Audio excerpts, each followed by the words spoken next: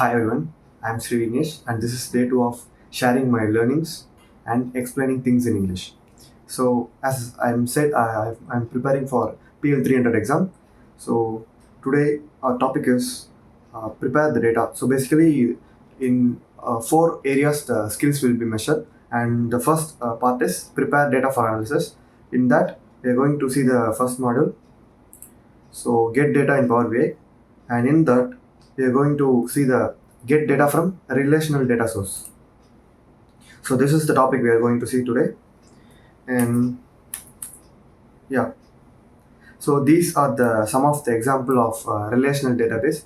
So Microsoft SQL Server and MySQL are the some of the examples. So basically, the data will be very structured in relational database. That is, it will be stored in table wise. That is rows and columns. Data will be stored in a table format. So that is a relational database. And so let's see how to connect a relational database to Power BI. So here we have get data in home tab. In that we're going to click the more and search for MySQL database, and we have to connect that, and we have to enter the server name. And if you're working for any companies or a real business, the organization will have the server details and database details. We have to enter that. In my case, I have my own MySQL database, and I'm going to enter that.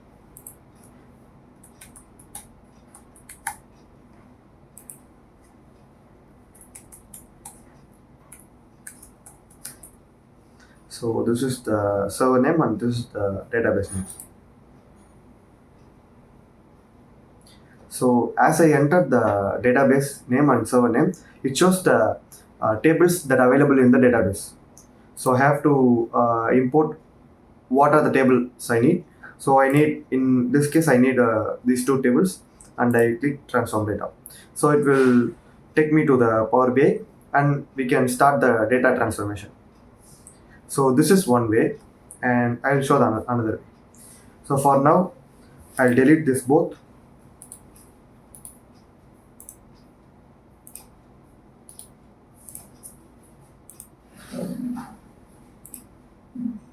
So this is one type, and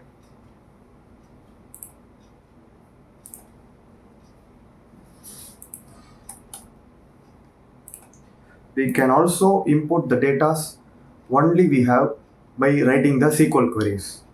So again, I'm going to enter my server name and database name. After that, I'm going to write a SQL query.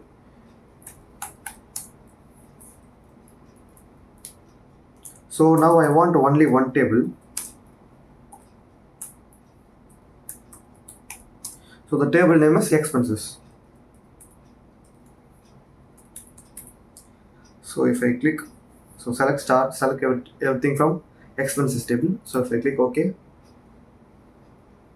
it will give me only the expenses table. So in the previous case, we have seen that there are two tables, but if we write the query, it will return the exact tables that we need, and we can load this data.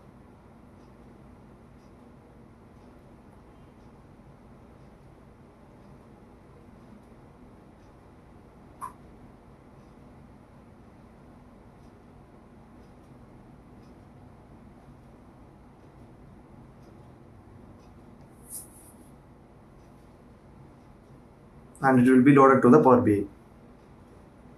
So here it is. So it is loaded to the Power BI.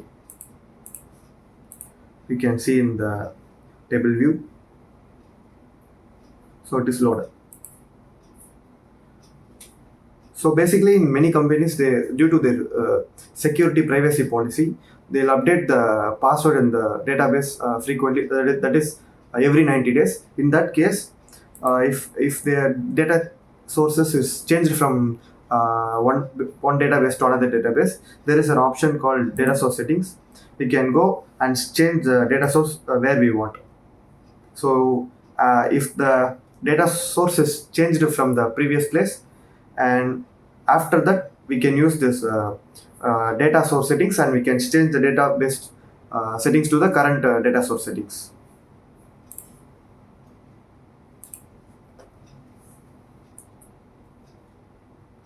So that's it I had for today's video.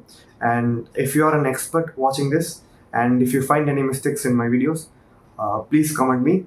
I'm ready to learn from you. Thank you.